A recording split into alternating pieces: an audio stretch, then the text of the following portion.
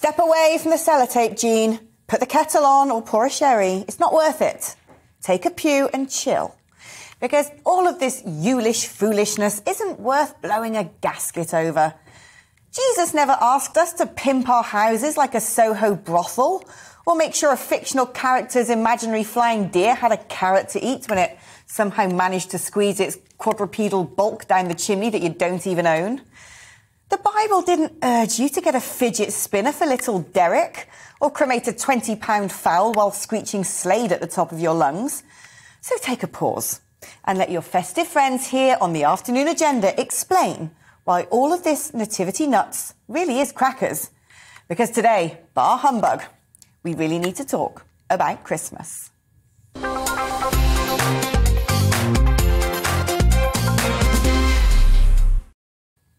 Oh, I'm excited to say first to arrive at the afternoon agenda manger with tidings of joy is GB News' very own wise man, Neil Oliver.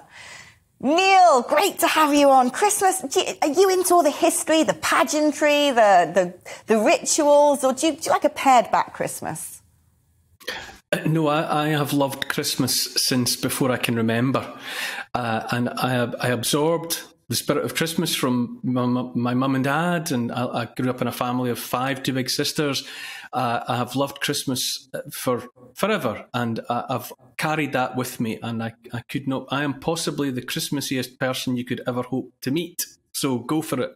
Take Christmas down if you dare.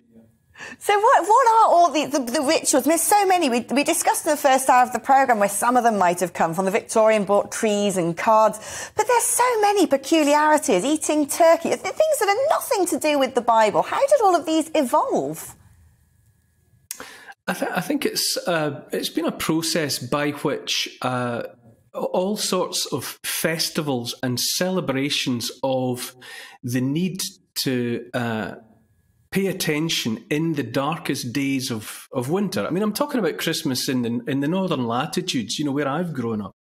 It's always been about, long before the birth of Jesus Christ, there have been thousands of years of people trying to get through the winter by lighting fires, feasting together, being together, and promising one another that the light will come back, the sun will come back, the days will get better, the days will get brighter, and on account of that, because of that, all sorts of things have become mixed together.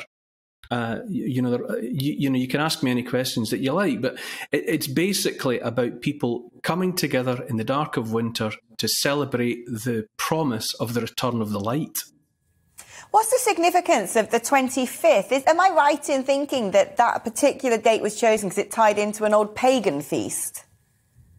Oh, well, the 25th of December, during the Roman Empire, well, people even before the Romans, everyone worshipped the sun.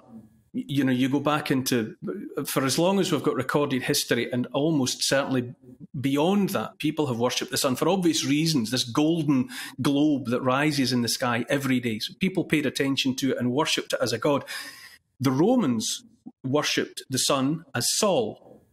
And in the 200s and the 300s AD, so in the early part of the millennium, there was Sol Invictus. The Romans worshipped the unconquered sun, and his feast day, the feast day of Sol Invictus, was the 25th of December in the Roman calendar.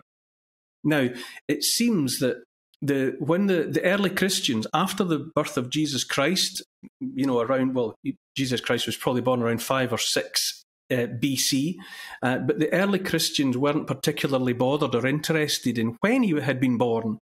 The Gospels, the early Gospels, they talk about the nativity, the birth of Jesus, but they don't actually bother to place it in the year. They don't tell us when it actually happened. It was only a bit later that in the 2nd and 3rd centuries AD that Christians started to pay attention to when Jesus might have been born.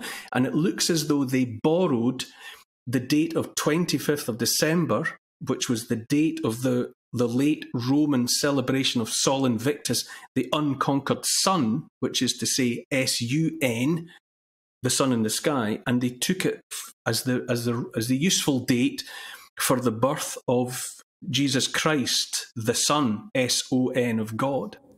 What about things like the importance of mistletoe? Is that something that ties back to our sort of early roots as well? Oh, well, mistletoe's got ancient significance. Mistletoe appears in oak trees. It's this green presence, and it appeers within the oak tree in winter when all else around it seems to be is dead. There's it's the winter time when other things aren't growing, but the mistletoe is there. And the ancients, the ancestors, seem to have been interested in what on earth mistletoe was, how something green and alive was appearing within the oak tree, during a time of dying and of death. And so obviously it became significant to them as a symbol of life beyond death. And then you've got the legend of Balder, the Norse god, who was indestructible.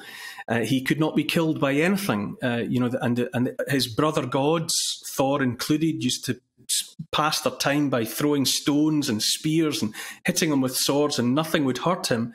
And then Loki was annoyed by how much Balder was loved by all the other gods, and he was the god of mischief. And he went away and he learned that mistletoe could hurt Balder. And he brought back a shaft of mistletoe, and he had a blind god who didn't know any the better fire a shaft of mistletoe at Balder, and mistletoe was able to kill Balder, the most beloved god. And so mistletoe has always been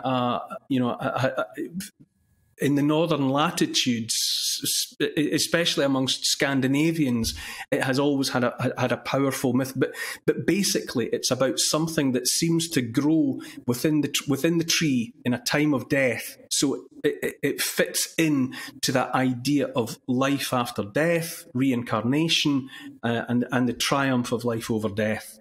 And that's a very long-winded explanation for mistletoe. No, it's fascinating stuff. Neil, thank you so much for coming on and lifting a lid on some of our customs and rituals, the incredible sort of tapestry and fabric that is this incredible mix of cultures and our ancestors and our roots, which has led to many of our Christmas traditions. It is fascinating.